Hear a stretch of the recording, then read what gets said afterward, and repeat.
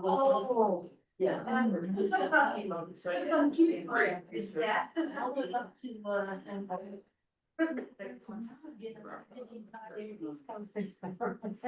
You should now be able to share.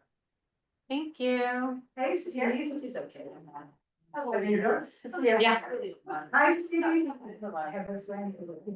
Hello. It's Marcia. He made some stuff.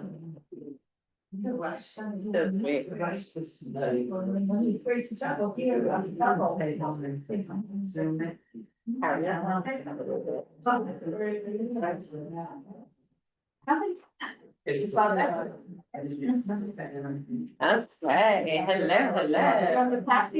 You can just, yeah, take a pass. Yes.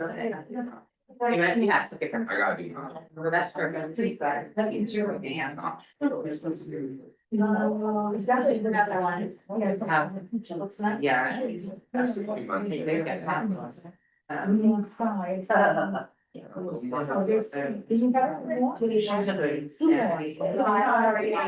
I am good. Very well, thank you. Yes, it's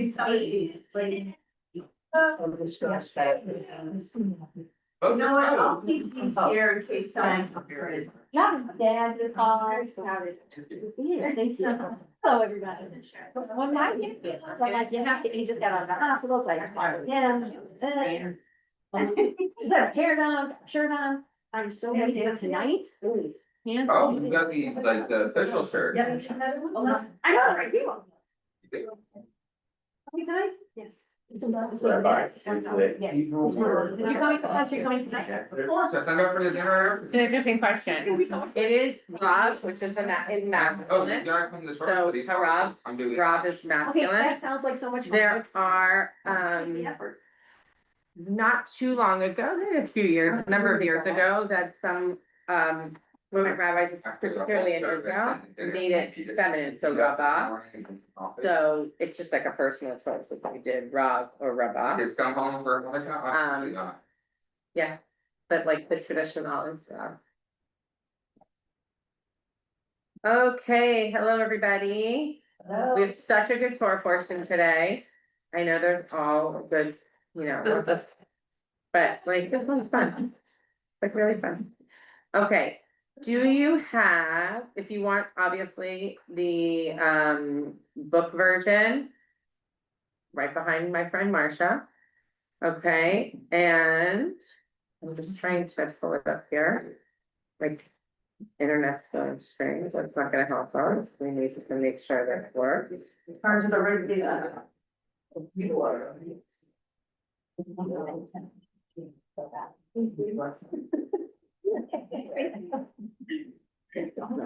Here, so maybe it works here. I'm gonna just try to get it up on this screen because mine is not working.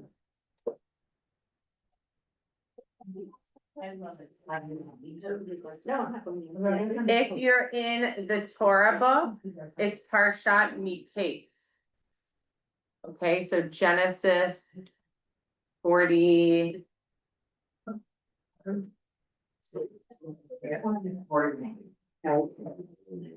No, but what, who? Genesis 41. Who's Sarah Pincus, Well, we're good. the author? Yes, she was from Hadar. She was at Yeshiva Hadar. I found this article and I thought it was an interesting read for us. Okay, good. Now it's on here. We're not gonna look at the article yet. That'll be after we look at the Torah portion itself, but we will need it for after the Parsha. We used to have a congregant, a young girl named Sarah Pincus. Oh, really? Yeah, I don't know if it's the same person. if not, she's Okay. now 28. Okay, so it is not the same person. She's from Hadar. Okay. All right, let's just set context as to where we are.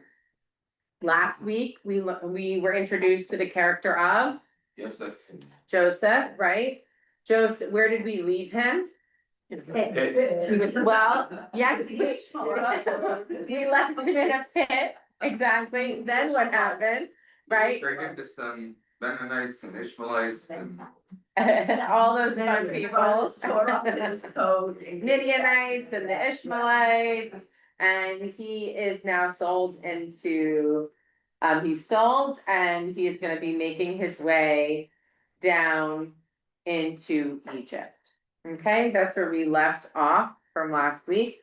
What we're gonna do today, we're gonna read the Torah portion, and then we are going to focus in on some insights that I have found in an article that I thought was really interesting. It sort of helps us to explore the power of the dreams, future thinking foresight based off of the dreams, and also why is this a Torah portion that is always read on Shabbat Hanukkah. So that's something that I want us to think about as we're reading this Torah portion. What are the themes and the aspects of this Torah portion that also link it in context with the holidays, which is tonight is Shabbat Hanukkah. We read Parsha Miketz always at this time with this holiday. So let's try to explore and unpack. Why do we think that this is, what are the overlapping themes, ideas, if any, that bring these two things together? Good? Good. Shalom, good morning, Boker Tov. Okay. Here we are, Baruch Atah Adonai, Eloheinu melech haolam, Asher kiddushanu b'mitzvotav, v'tzivanu la'asot b'divrei Torah. Okay, so let me share my screen for our friends on the line. Okay.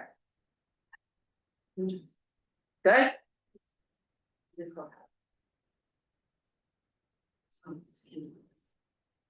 There we go. Vayhi Miketz. After 2 years' time, Pharaoh dreamed that he was standing by the Nile. When out of the Nile there came up 7 cows, handsome and sturdy, and they gazed in the reed grass. But presently, 7 other cows came up from the Nile, close behind them, ugly and gaunt, and stood beside the cows on the bank of the Nile. And the ugly, gaunt cows ate up the 7 handsome, sturdy cows, and Pharaoh awoke. He fell asleep and dreamed a second time. 7 ears of grain, solid and healthy, grew on a single stalk. But close behind them sprouted 7 ears, thin and scorched by the east wind. And the thin ears swallowed up the 7 solid and full ears. Then Pharaoh awoke. V'hineh halom. It was a dream. So let's stop there for a second. What do we hear? What do we recognize? What's happening? Cows committing cannibalism. Okay. Okay. Yep, there we go. So, somewhat disturbing, but thank you. Yes, okay. What else? What do you hear? Yeah, Marcia. Another dream. Okay, so we have another dream sequence. And apparently, like I dream every night. But my dreams don't mean that much. Apparently, in the Torah, dreams mean everything. Okay. By the way, it doesn't mean that your dreams don't mean anything. But okay. But I mean, it doesn't predict what's gonna happen in the future. My dreams do a lot of numbers. okay, wait, that's a really that's a very important distinction. So the dreams here, just like we saw with Joseph's original dream about the stars bowing down, right? The moon and the stars. Now we have in this dream, there is some foreshadowing, foretelling. There's something happening here that they have this power of premonition, right? They're predicting something, right? Yeah. That's one piece. What else is interesting here thematically about the dreams? They both have more or less the same story. Right, they both have similar stories, right? This is the same thing happening, one just happens to be with cows, one happens to be with the wheat. Okay, anything else? Yeah, Hilda. Could this mean that God was sending this information to Pharaoh? Okay, very interesting. Could this be that God was sending this information to Pharaoh? If now follow that train of thought for a second, right? if we were to say, yes, this is God sending this information, why is God sending this information to Pharaoh? Cause he's a big shot. Okay, why else? What else could it be? Protect the people. Okay, protect the people, what else? He's gonna be Keep going. heard. What? He's gonna be heard. Okay, God speaks to us all the time, but not everybody listens. okay, good, very good. What else? Any- It sets Joseph up as being the hero. It sets Joseph up. Meaning, Pharaoh's gonna need someone to interpret these dreams. It's sort of like, it's leveling up and leading up to Joseph being entered into this story. Okay, so there are multiple ways we can look at this. This is like the Ish in the field that led Joseph to the brothers versus back home, right? Like we can imagine that there's something that's happening here, that God is bringing this information so that Pharaoh now has to look for someone to make sense of his dreams. Okay, Spencer? I'd go a step further and say that God knows there's going to be a famine in Israel. And he says, well, someone needs to make sure the Israelites are welcomed. And so that's why Joseph gets. to Okay, interpret love dreams. it, right, beautiful, very good. All right, next morning, his spirit was agitated. Question? Oh, Does sorry. number 7 have any significance? in it? Oh, why do you think? Because it's repeated twice. Good. 7 is significant. What is 7? What is the meaning of 7? What? 7 days of the week, creation story, right? 7 has a power, is powerful in our tradition. You'll see it be repeated. That's an What excellent. specifically does it mean it? Well, Yes. you can look at when you mean here, meaning, yeah, the tradition is gonna comment on the 7, which means 7 each day is representative of creation, creating a new world. This is a responsibility here for 7, that we're trying to create these new scenarios, a new world is gonna be created, something else is gonna happen within this time period. So 7 years of corn is gonna relate to 7 years. 7 years of plenty, 7 years of famine, right? We focus on that number 7, also, like if you think about 7, the 7 brachot, Sheva brachot, the 7 circles. It says, our tradition teaches that God creates the world anew by bringing 2 people together in marriage. A whole world, 7 days, right? Like, so 7 is significant. Okay, very good. Next morning, his spirit was agitated, Pharaoh's that is. And he sent for all the magician priests of Egypt and all its sages. And Pharaoh told them his dreams, but no one could interpret them for Pharaoh. The chief cupbearer then spoke up and said to Pharaoh, I must make mention today of my offenses. Once Pharaoh was angry with his servants and placed me in custody in the house of the prefect, together with the chief baker. We had dreams the same night, he and I, each of us a dream with a meaning of its own. A Hebrew youth was there with us, a servant of the prefect. And when he told him our dreams, he interpreted them for us, telling each of the meaning of his dream. And as he interpreted for us, so it came to pass. I was restored to my post, the other was impaled. Thereupon Pharaoh sent for Joseph, and he was rushed from the dungeon. He had his hair cut and changed his clothes, and he appeared before Pharaoh. And Pharaoh said to Joseph, I've had a dream, but no one can interpret it. Now I've heard it said of you that for you to hear a dream is to tell its meaning. Joseph answered Pharaoh, saying, Not I.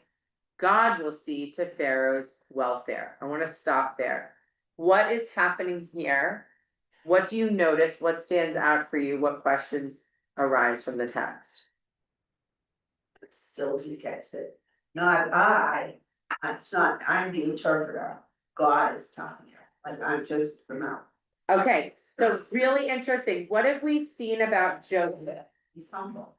Okay, which is interesting because if we think about last week and how we understood Joseph in relationship to his brothers, there was a little bit of a different interpretation of Joseph that week. Dory? I have to say, when you've lived through tough times, you are more humble than you are when you're 17 years old and no one can tell you anything. other than what you know. So it's a very interesting thing, Dora. I think that's really fascinating. When we think about the evolution of Joseph, from when we first meet him, we're introduced to him as this beloved son. He has the coat of many colors. He has these dreams. He shares the dreams with his brothers, like, you're gonna bow down to me. You're all like focused on me. He then gets, right, he's lived a pretty great life, right? He feels really good about himself. He holds a nice position in the family. Then all these series of events have happened to him. He's been sold into right, he's been thrown into a pit, he's been sold into slavery, he's ends up in a prison, in a dungeon. And now, what's really interesting, like you say, his first question, he could have easily said, yes, I know how to interpret dreams, right? So there is this humility, this humble spirit. Also, what you're saying too is very profound. There's also, what we're seeing is this character who has been shaped by his lived experience. So Really that's, interesting. that's a really good question though. How much time has passed since he was thrown into the pit last week versus now? How long? 2 years. So it opened by saying that there's been 2 years. Mhm. Now, you could imagine that it's been, Cause he was working for someone. well, right, he was with Potiphar's wife. Right. He was with Potiphar, but we know that there's been at least 2 years that that time has passed since we've last, right, that things have happened. It's at least 2 years, okay? But it's interesting to think that he's humbled, but he's also in a different power position. He When it is, was with his family, he was more powerful because he was the favored son. Now he's in a lowly position. So I don't know if it's humility yet, but it's speaking to power that has put him in a lower position. okay, all right, very interesting. He's evolved in some ways, things have changed for him, right? So it says that he brought all his magicians and they couldn't interpret his dreams, but then supposedly Joseph can. And since this is a future telling event, how does Pharaoh know that those first people didn't interpret his, we don't know what they said. But Right. how do we know they didn't interpret the dream correctly? And how do we know that Joseph's is, I mean, we know the story, but No, but that's a really interesting piece here, right? Because it says, let's go back to that because I think that's really interesting. Hold on, it says that they couldn't, but no one could interpret them for Pharaoh. So either, and that, talk about the power dynamic too, right? This is also very interesting. This is the king of Egypt, this big godly like person. And his magicians are saying, we can't interpret this for you, like, we don't know, right? There's a dynamic there too. They feel there's an interesting thing here. You would imagine either they don't wanna get it wrong, right? Cause that's really frightening, right? They're like, we don't know, but you know what? There's this Hebrew kid that can do it. So either they're like, well, at least it doesn't put us on the hook, but this guy, let's bring this guy in, right? Maybe he isn't as, he doesn't have as much humility as you think, because he's still bold enough to say, hey, I have the ear of God, I can tell you what it means. Right, or he's just saying, look, it's not me. I'm not telling you, I'm not interpreting it, God does. Okay, so let's just see what he says, but these are all really great reflections on, yes. Two things. In ancient Egypt, if I'm not mistaken, they viewed Pharaoh as the god, so Correct. magicians saying I can interpret God's dreams will be a jump versus the Hebrews who doesn't see him as a god. Second thing, I see a pattern here of a prophet saying, yeah, I'm not the one doing this, God is, I'm just talking to you. Yes, exactly, because the idea of prophet in Jewish literature is that you speak the word of God, you are not creating the word is placed in your mouth. Very good. Okay, then Pharaoh said to Joseph, in my dreams, I was standing on the bank of the Nile. When out of the Nile came up 7 sturdy and well-formed cows and grazed in the reed grass. Presently there followed them 7 other cows, scrawny, ill-formed, and emaciated. Never had I seen their likes for ugliness in all the land of Egypt. And the 7 lean and ugly cows ate up the first 7 cows, the sturdy ones. But when they had consumed them, one could not tell that they had consumed them, for they looked just as bad as before. And I awoke. In my other dream, I saw 7 ears of grain, full and healthy, growing on the single stalk. But right behind them sprouted 7 ears, shriveled, thin, and scorched by the east wind. And the thin ears swallowed the 7 healthy ears. I have told my magician priests, but none has an explanation for me. Vayomer Yosef el Paro, and Joseph said to Pharaoh, Pharaoh's dreams are one and the same. Pharaoh has been told what God is about to do. It takes a lot of courage. It takes a lot of courage, and the interesting thing that here that I focus on with the Torah is I find it fascinating that the Torah repeats the dreams. Yeah. We just heard the dream. Yeah. Right? We just heard the dream of Pharaoh, and we heard both of them. Right? What's interesting here in the text is that the text reaffirms the dreams, retells the dreams for Joseph. We as the reader have heard it. Pharaoh knows the dream. Pharaoh now shares every detail again with Joseph. Right, Dory? I don't read Hebrew that well, but often in my experience when I'm in Torah study, they'll repeat the dream with a different word or a different, instead of the, it'll be a or two or one or something. Do they do that here or is it exactly the same? No, it was enhanced. The dream was. No, there's more detail here. There's more detail than when Pharaoh just shares it when he awakes. Because right. they become scrawny, yeah. Right. There are more details here. So that's one piece of it. Pharaoh wants to make sure that Joseph has every detail of this dream. The response is also very interesting. You're about to find out, Pharaoh, what God is about to do. And This, that takes an incredible amount of courage because Pharaoh is God, yes, so. and this is just some Hebrew slave that was in a dungeon, Right, right? right. We have this is a very interesting dynamic that is placed here. Okay, and we're about to see what happens. The 7 healthy cows are 7 years, the 7 healthy ears are 7 years. It is the same dream. The 7 lean and ugly cows that followed are 7 years, are also the 7 empty ears scorched by the east wind. They are 7 years of famine. It is just as I have told Pharaoh. Pharaoh has been shown what God is about to do. Immediately ahead are 7 years of great abundance in all the land of Egypt. After them will come 7 years of famine, and all the abundance in the land of Egypt will be forgotten, as the land is ravaged by famine. No trace of the abundance will be left in the land because of the famine thereafter, for it will be severe. As for Pharaoh, having had the same dream twice, it means that the matter has been determined by God, and God will soon carry it out. Something to pay attention to with our dreams. Accordingly, let Pharaoh find someone who is discerning and wise, whom you can set over the land of Egypt. And let Pharaoh take steps to appoint overseers over the land and organize the land of Egypt in the 7 years of plenty. Let all the food of these good years that are coming to be gathered, and let the grain be collected under Pharaoh's authority, as food will be stored in the cities. Let that food be a reserve for the land for the 7 years of famine which will come upon the land of Egypt, so that the land may not perish in the famine. The plan pleased Pharaoh and all his courtiers. And Pharaoh said to his courtiers, could we find another like him? A man with the divine spirit? So Pharaoh said to Joseph, since God has made all this known to you, there is none so discerning and wise as you. You will be in charge of my court, and by your command shall all my people be directed. Only with respect to the throne that shall I be superior to you. Pharaoh further said to Joseph, see, I put you in charge of all the land of Egypt. And removing his signet ring from his hand, Pharaoh put in Joseph's hand.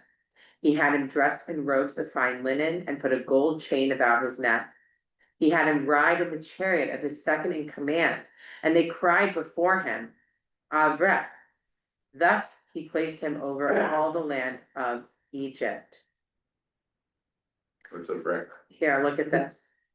So in the Hebrew, Avrech, here, the root is blessed. That's what it means.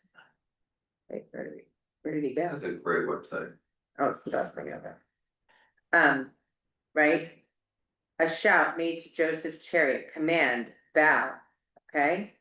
But what's interesting here is that so this is a title that's given to him, but what's even more interesting to me is that the root word in Hebrew is varech, which means bless. So avrech is a title defined by Av, which is father in wisdom, tender in years, but it means bow down. He has this new status, this new stature, but the actual Hebrew itself means blessed. So blessed one, which is really interesting too. Okay, hold on one second. Pharaoh said to Joseph, I am Pharaoh, yet without you, no one shall lift up hand or foot in all the land of Egypt. Pharaoh then gave Joseph the name Zaphnath Paneha. This is really also very important and really interesting. He has a name change. Remember, we've seen this in in other places in the Torah, when there is a shift in stature and status. This happens here to Joseph too. Now remember, Yaakov becomes Yisrael. Joseph now takes on a new name. It's an Egyptian name, right? Because he's now this prominent person in the land. And he gave him a wife, Asneth, daughter of Potiphera, priest of On. Thus Joseph emerged in charge of the land of Egypt. Joseph was 30 years old when he entered the service of Pharaoh, king of Egypt. Leaving Pharaoh's presence, Joseph traveled throughout all the land of Egypt.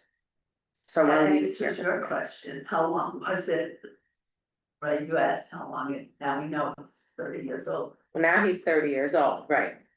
Yes, Spencer. I find it interesting for two reasons. You could both say he was blessed and placed in charge, because Pharaoh, and you could say he was blessed by God and by Pharaoh. God blessed him in his gift of interpreting dreams, and in a sense, at least for the Egyptian people for whom Pharaoh was God, Pharaoh blessed him by putting him in command. Okay. What are the takeaways here? Yeah, Marcia. That Pharaoh now believes in the God, and that he's not God, that he believes there's a higher power. Okay, so this is really fascinating. There's an interesting relationship between Pharaoh and God. There's an interesting relationship going on here.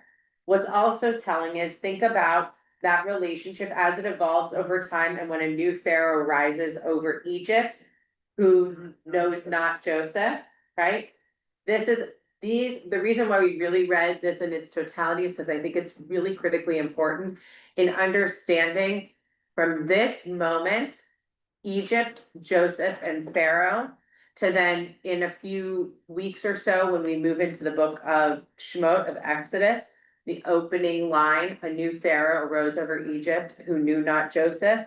This is an incredibly important piece in understanding this dynamic and this relationship between Pharaoh, Joseph, knowing that he's a Hebrew, understanding that when the Jews move into Egypt, when the Hebrews move into Egypt because of the famine, they're going to bring them into Egypt. They're going to be cared for there.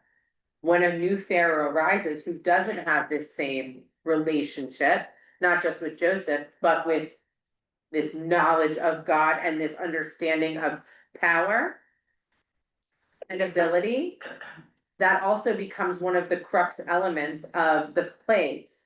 Well, we can turn the Nile into blood, just like right? Like, we can turn my staff into snakes, but then the Nile turns to blood, right? Like, there's this shift of who's more powerful, Pharaoh and his courtiers or God.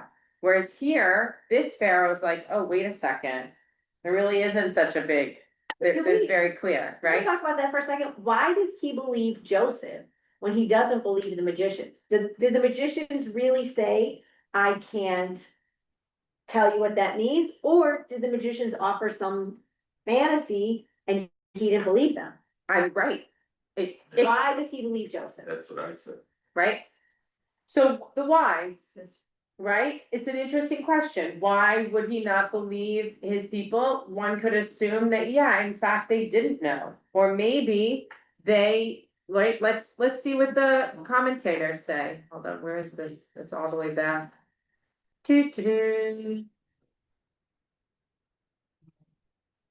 But what I find interesting though too about Joseph is Joseph interprets the dream based on what God tells Joseph. Then Joseph takes it further. Joseph produces a plan. It's a continuation. There's a stopping point in the interpretation. The interpretation of the dream now is over, and Joseph continues to speak. Joseph now offers a strategy and a plan for what this actually means.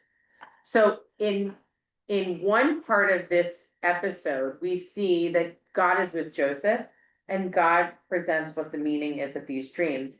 Joseph then continues on and uses his mind to say, okay, wait, if this is the dream, if this is what's about to happen, what do we need to do in order to prevent this famine or to prepare for it, right?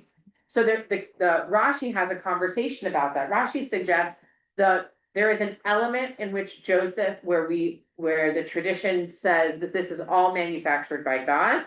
But then there's another element of the traditions that's saying, well, actually, Joseph is pretty smart on his own, right? He has this relationship with God, but he also has the ability to discern, to create, to strategize, and has a presence and a prominence. When he's in Potiphar's house, he takes charge. He organizes, he plans for him, right? When Potiphar's wife advances on him, he steps back and he realizes this is not a good situation.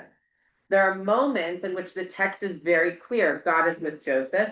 Then there are moments in which the text allows for Joseph to be a character who has seichel, who has wisdom, who can think for himself. It's very interesting, actually. This interplay between a human's ability, a character's ability to make choices on their own that are going to be wise and discerning and strategic, as well as this same individual who makes choices because, or is placed in certain situations because God is with them. Yeah, I'm just looking for this section where Amy. The Pharaoh was like a master delegator. Like it's when you realize that you can delegate to someone and then you don't have to worry about it. That's like, I would say all CEOs or all people who run businesses would love to have that person who, when you delegate to them, you know the job's gonna get done. And I think for sure Joseph was that kind of person who could execute a plan. And not everyone can do that. Not everyone can come up with a plan, not everyone can execute. And that's like a real skill set. For sure, yes, Scott. Okay, 46, there was a question about math earlier, in someone account. Give says he it to was- me.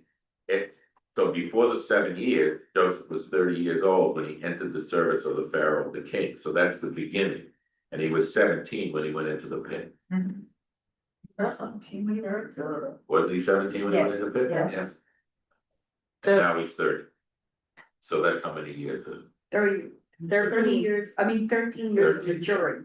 and you become a Bob expert. 13, Mm-hmm. right? Oh, look at you. Look at you. Okay, hold on, I'm just looking. So I don't know if there's any. He went into I'm just- 13, he went in when he was 17. That's something. Yes, It could be a book. I'm wondering if the magicians did not please Pharaoh in their interpretation of his dream, because to them Pharaoh is all powerful and all holy, so they said, well, great Pharaoh, XYZ is in your power and great for your great glory, or XYZ is for your great glory and your power, and no one was willing to say, hey Pharaoh, things might not be so good in the future. And Pharaoh woke up twice, which probably means they weren't good dreams in his view. very good. So I wanna look at go back to what Amy brought up. Like, what does Rashi say about no one could interpret the dreams to Pharaoh? Here's what Rashi says. There were indeed some who interpret it, but not in reference to Pharaoh, the Pharaoh, so that their words found no acceptance by him. He was not satisfied with their interpretation. They said, you will beget 7 daughters and you will bury 7 daughters. Okay, so that's interesting. Genesis Rabbah 89:6 from Rashi. Okay, so that's interesting. Let me see if Ibn Ezra has anything to say. Nope. Nope. No. So Rashi says that he just didn't like their dream. He didn't like what they had to say. That didn't work for him, okay? So either they didn't want to, they couldn't, or he didn't appreciate the interpretations. So he calls upon Joseph. The interesting thing that we're gonna look to now in the article by Sarah Pinkhas is that she focuses on this one particular Hebrew word. Let's see. Which is. Where is it? Here, poter. Okay, pay top resh, okay? Patar, to interpret dreams, okay? This word only applies and is only found in this section of Torah. With relationship to interpreting of the dreams with Joseph. It's not used in any other section of Torah. Okay, so just keep that with you as we switch to the article. So what are our initial, here, we want to understand Joseph's dreams and bringing in some other commentaries. Everyone doing okay? Yeah. Happy? I just have one question. Yes. Hope it's not off the charts so much. New name of Joseph in Egypt. What does it mean? His new name. I mean, what was attributed to him and to his new name? We don't have to do that right now. That's off the chart. It's not off the chart. I just want to get, I'm gonna see here, because it's, You actually read that. hold on, I gotta scroll these poor people online. Sorry, everyone. I don't mean to like make you nauseous. Close your eyes for a second. That would make it worse. I'm sorry. I appreciate you all. Let me just see where it says, do, Godspeed. here, Zaphna. His name means God speaks, he lives, or creator of life. Yeah, I wanna look up here, so what's interesting, so, Zaphnat means a treasure, okay? And then.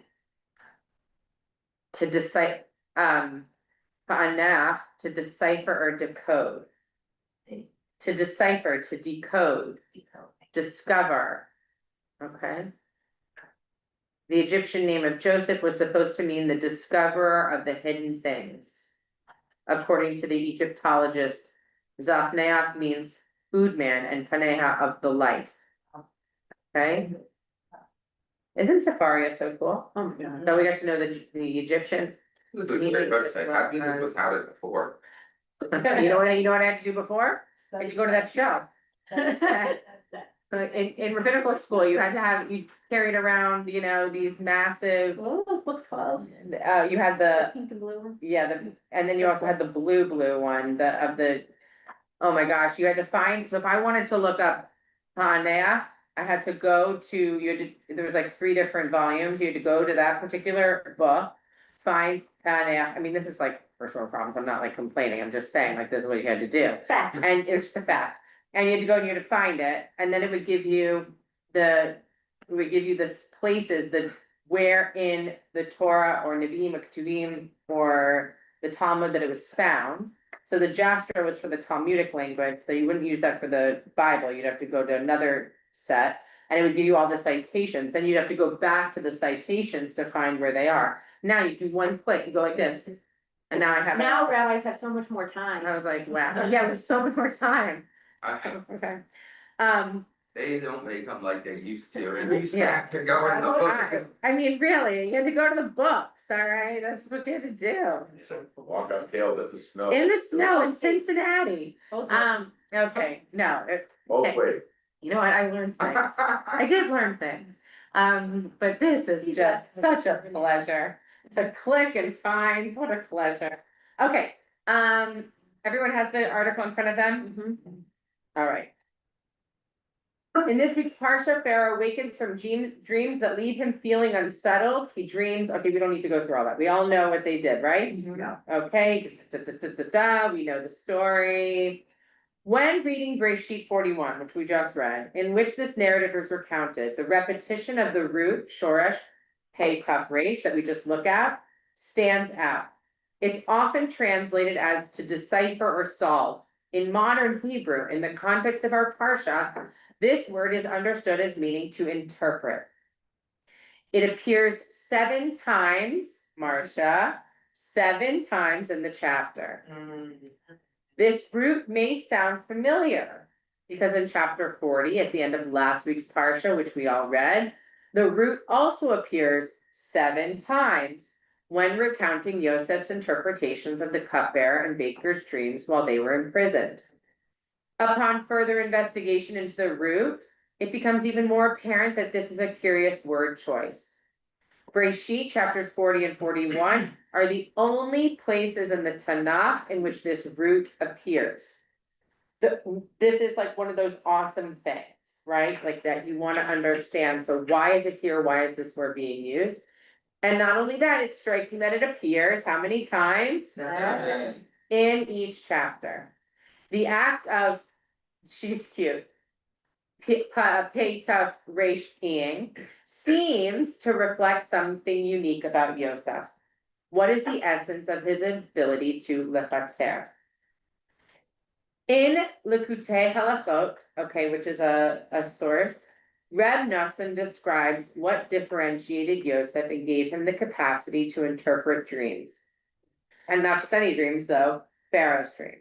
The first interpreters allowed the bad elements, the 7 years of famine, to overtake the good elements, the 7 years of plenty. Their inability to see the truth and the good contained within the dream prevented them from being able to understand the meaning of the dreams.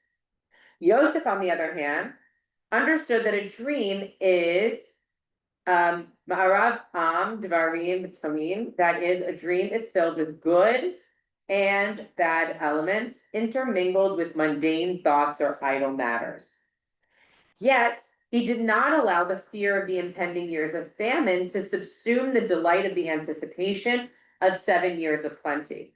So because he was able to nullify the bad elements within the dreams, he was able to understand the truth hidden in the dream and take proactive measures to mitigate the harm caused by the 7 years of famine. Reb Nosson alludes to the 9th chapter of Masechet Brachot, which is the Talmud in which the function of dreams is elucidated. Rabbi Yochanan teaches in the name of Rabbi Shimon Bar Yochai, just as it is impossible for the grain to grow without straw, so too is it impossible to dream without idle matters. What? So what is he saying, Shimon Bar Yochai? Can you explain that a little more? I don't really get it. Okay, right, so what is it saying here? It is impossible for the grain to grow without straw. Right. So too, it is impossible to dream without idle matters. Okay. I was gonna say that when you have a dream, you have other stuff going on. You don't, a dream doesn't come and say, there's gonna be famine, there's gonna be good times, idle matters, there's other stuff going on. What the tradition is teaching is that Joseph's ability was not just that he could interpret the dream. He could decode the dream. He could see beyond, like what they're saying is that the Pharaoh's courtiers and magicians, when they saw the 7 bad years, they just narrowly focused on that one part. There's gonna be 7 bad years. There's something bad. They couldn't see or decipher or understand how to then take all of the pieces and make sense of all the pieces, as well as quiet the noise. That his gift was he was able to quiet the noise, to push away the extras, the idle matters, the things he understood what wasn't necessary, what was just extra, and was able to hone in and understand what is this actually telling me. I'm able to decode what this is saying. Okay? Shimon Bar Yochai says, these things are part of dreams. Dreams are not just one thing. It includes all these things. And the idea is that you have to be able to say, what is this trying to tell me? What are the pieces that are the important pieces? And what are the pieces that are there, but in many ways irrelevant? Impossible to dream without idle manners, though. Still having Yes. trouble grasping that. It's the ability to be able to end it. Well, what are you struggling with? Just tell me more about what you're struggling with. What does it mean? I don't really understand what he's trying, I mean, yeah, without rain to grow without straw, I totally get that, right? I farmed a bit. Dream without idle manners, I don't know what he means by like, you can't have a dream without idle matters around. That's like, you can't dream without something idle happening in it. What do you define idle? How do you define idle? I don't Idle know, I matters. guess, not as critical to the meeting. Okay, So if I can give an example. There's something happening in this room. Okay, we're all sitting here and we're all talking about Torah. But also in this room, there are books on the shelves, there's a screen on the wall. There are chairs, there's tables, all those things are idle matters, they're not important to the crux of the conversation. But they're sitting in the room, so you edit those out. And so people get caught in those details and can't edit them. I don't dream without, I mean, I've dreamt many times without an idle matter in it, okay, that's okay. so it's part of your ask. It's okay, that's fine, let's read the next sentence, right? Seemingly intrinsic to dreams is that they contain multitudes, and the process of interpretation is identifying the significance in the details. What they're trying to say is that the dreams themselves, that it's not just the significant piece is not just right in your face. There's a lot of extras, there's a lot around it. The idea though here is that you can see all those things and all the pieces around it, and you're able to decipher what are the pieces that are important to the significance and the meaning, and the rest is just extra around it. You may not have these, I don't know, I don't think people have these anymore because usually whatever. But when I was growing up, you had cliff notes. So when you were reading Shakespeare, We have. and you didn't understand one thing he was saying, even though it was English, you read the cliff note and it said, this is a foreshadowing. We had So when you cliff took, notes. okay, so But that's you what know, I'm saying. but you know what, that's also the commentary, by the way. That's also what this commentary is, it doesn't need, so what's really interesting,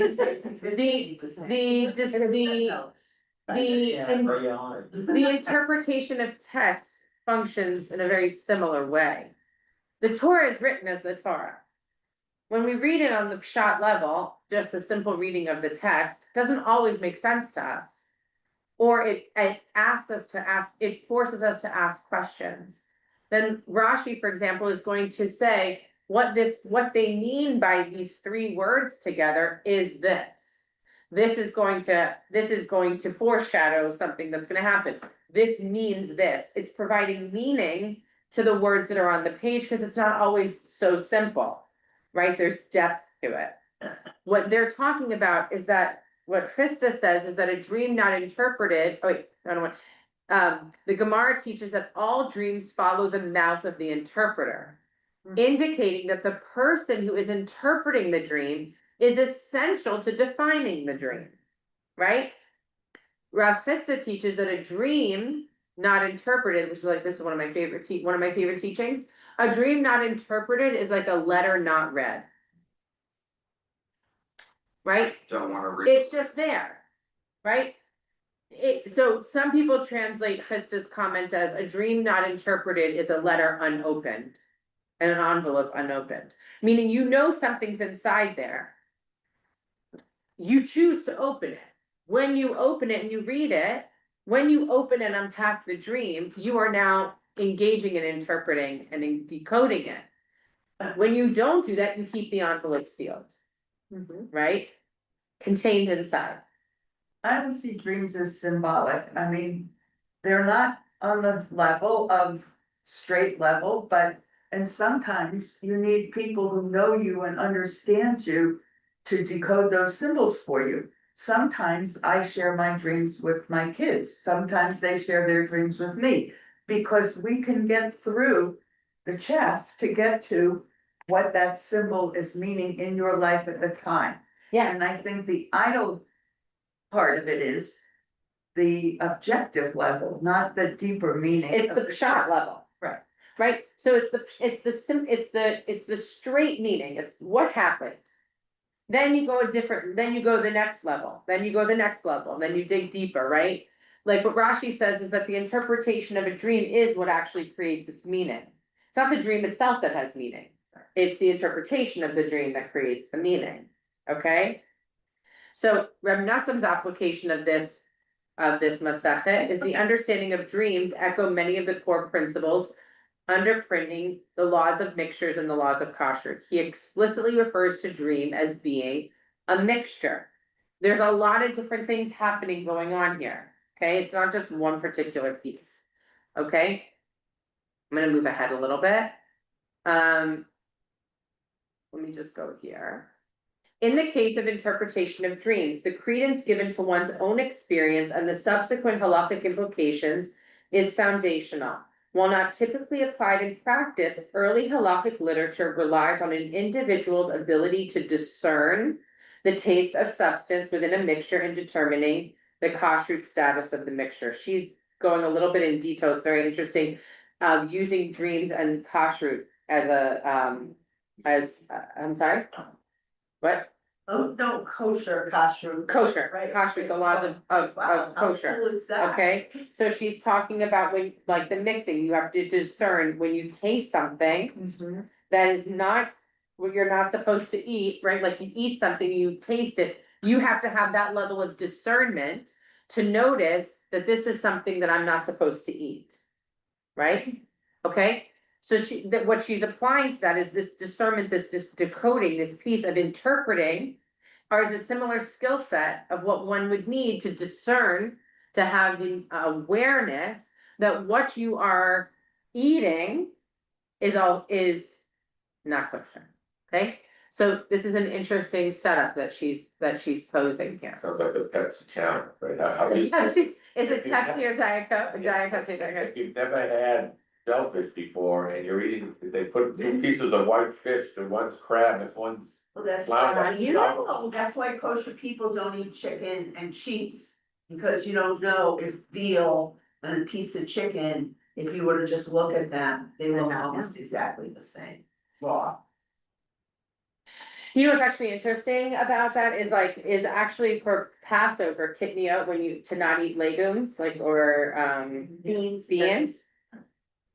It's, it actually comes from, the same notion of discernment, meaning in the markets, how can you know that one of those legumes or one of those beans was not mixed into something that you could eat for Pesach? All these big sacks of things out, so that could be in there, rendering it unkosher for Passover.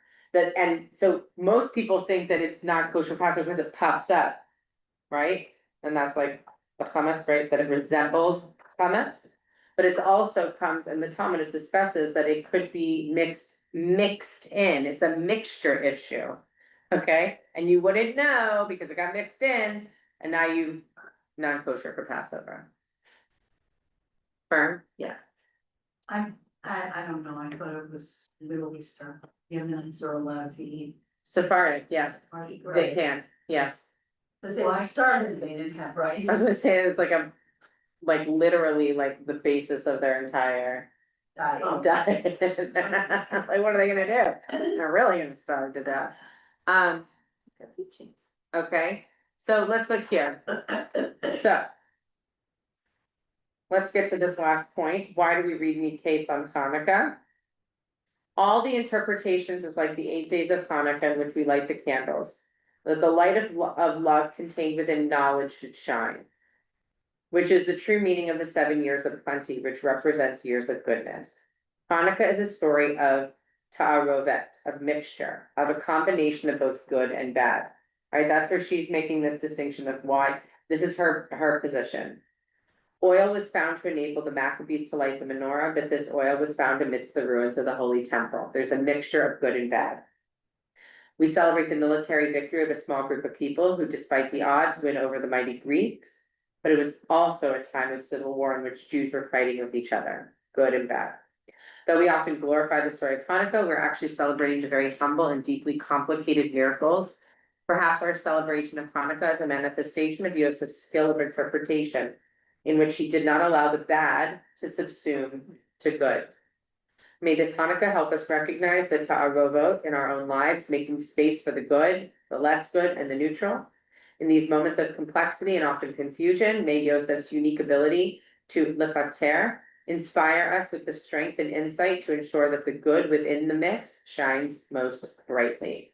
So it's an interesting position, I thought, right? And it's an interesting sort of discussion about this Torah portion, the meaning as to why we'd be reading it on Hanukkah. Like this idea of that each dream has a mixture of things, good, bad. We talked a little bit about that last week when we thought about Joseph's dreams himself. This idea that the 7 good, the 7 bad, the famine, the plenty, our lives have those layers within it. Within the experience of our lives, if you can go through life, it's very hard to find one person who can go through life with only good experiences. I've never met one. Okay, and then there's also hard to find someone who only goes through life with only bad experiences. There's a mixture, right? It's in that mixture that adds texture, that adds depth, that provides for us the opportunity to look out, to see it, and to be able to say, what is my life truly? What are these experiences trying to teach me? How am I interpreting my engagement with the world? How am I decoding and deciphering and seeking the wisdom and the knowledge to make the best choices and to see my place in this world for good and for blessing? But the Maccabees and Judah Maccabee, they are forced, right? They're in a very challenging time and predicament, and yet they still have the discernment to witness a miracle, to witness something good that comes out of such destruction. Yeah. There were 7 lights on the Hanukkah, right? That's not the Hanukkah, the menorah. Menorah, yeah, The Hanukkah has the 9. okay. Menorah, there were 7 lights, but it was kosher just to light one. If you were like cleaning the others, how do we know they just lit one so the oil would last longer? Say that again, I don't think I understand, say it again. Like, could they, it was kosher to just light one, like have one burning, not all 7 simultaneously.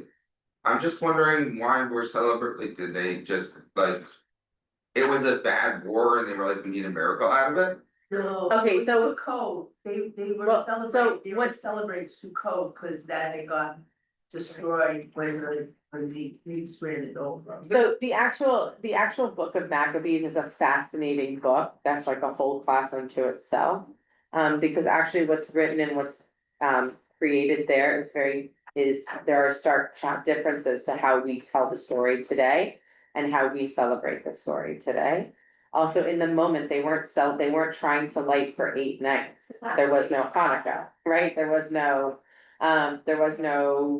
holiday that they were supposed to light those number of lights, right? It just in fact happened to last according to the miracle, right? And so it said from this moment forward, we will light these lights as a testament to the victory and to the miracle that we witnessed. It becomes a ritual as a result of what happened in that moment. It's not a Torah holiday, right? Like it's not in the Torah, Hanukkah. It is post-Torah. But that's why, are we sure they didn't? Same thing with light Purim, one, by the but way. not all 7. They only need to light one, like have one going to be kosher, are we sure they just didn't light one and make it last? It's possible that they did, like it's possible It that was they a bad did. moment, people have done stuff like that to like keep their country going in a hard moment. Also the reinterpretation of the miracle itself, like, Yeah. right, like we only know what they shared, by the way, Yeah. that's history too. The reporter tells the history. I thought there was only one oil, I thought there was only oil, And one it oil. lasted 8 days. It wasn't 7 or 8 or 9 oil, there was only one that lasted for 8 nights. Right, so and the other piece of it is that because there would have been a candelabra there. That would have been destroyed, right, because the candelabra is in that's what makes the holy temple. And one of the pieces of it is the 7-branch menorah, right, which later we also have that 7-branch menorah and we have a Hanukkah. They are different, one has 9, one has 7, right? But the miracle is that the oil lasted and burned for the 8 days. All right, I hope to see everybody, what? And then we, And then we always eat, and then we decide, let's keep going with the oil, right? Let's throw anything into there. Tonight, Hanukkah, Shabbat Hanukkah starts at what time? 6 p.m. I hope you come ready to sing and to celebrate. We need a lot of light in this dark world. So each of you bring your divine spark to help illuminate our Shabbat Hanukkah, because we need your light. we don't bring it over, right? No, just your inner divine light. Like an hour, maybe 5 Okay, hour. not out. No, it's not an hour right now. So Rabbi, Yeah, how do the Orthodox, so most of this commentary are predate the